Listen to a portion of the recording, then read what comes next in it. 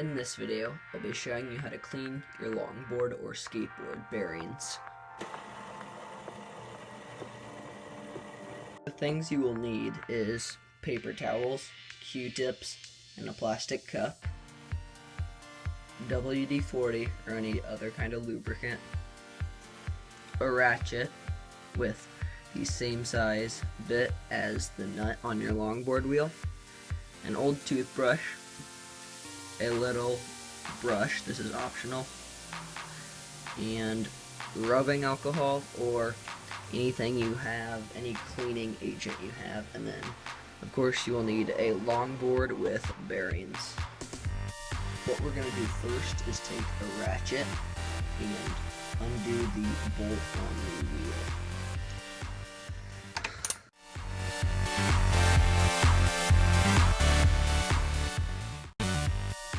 Four wheels taken off of the trucks, you will notice that there is a bearing on the inside and outside of the wheel. And to get the bearings out of the wheel, what you're going to do is you're going to take the sprocket that the wheel was on and put the bearing partially in it.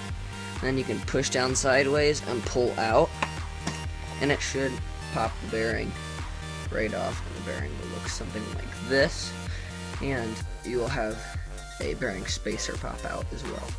And then to take out the bearing on the other side, you can take the handle of your ratchet, put it in there like that, and just kind of hit it out, and it will come out on the other side. And you're going to do that for all four wheels.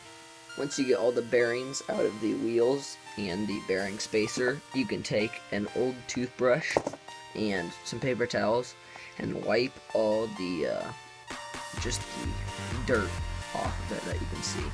Try to get it all off, all of the bearings and bearing spacers.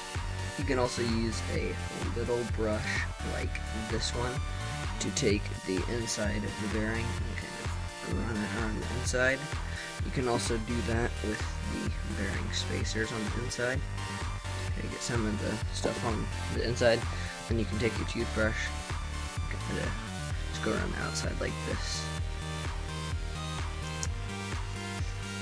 Next, you can take your Ziploc bag and put all your bearing and bearing spacers into the bag.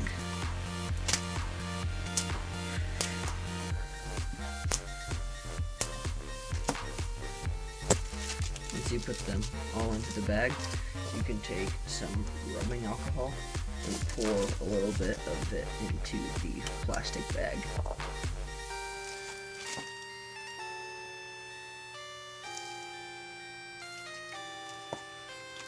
You want enough to where it'll cover them all. I'm going to put a little more in. You want them to cover all of the bearings and spacers, and then you can zip up the Ziploc bag. Make sure it's completely sealed so none will come out. And then you can just work them around in there and then let them sit so they soak. While we let the bearings sit, we can take the nut from the sprocket and clean it off, and on all four of them. And you can also tear off a small piece of paper towel and then fold it up, put some rubbing alcohol on it, and then rub it around this sprocket.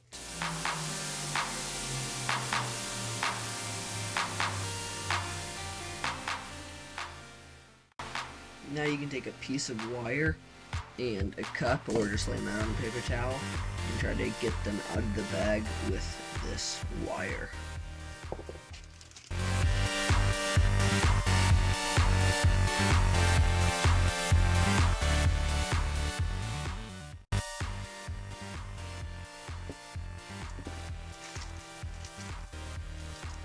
Once you get them all taken out of the alcohol, you can take your nuts and drop them in, and then zip the bag back up,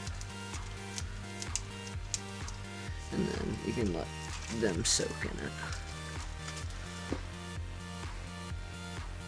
You can take a paper towel and dry all the alcohol off of the bearings just by dabbing the top of them, and then flip them over and dab the other side of them. Now you can take a new plastic bag and some WD-40 or whatever lubricant or grease you're using, and spray it into the plastic bag.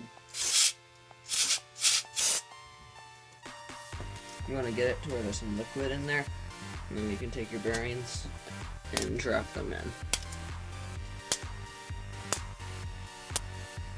Now to take the nuts out of the plastic bag, we're going to use a cup and some scissors, and take the bag and cut one end, and then pour into the cup.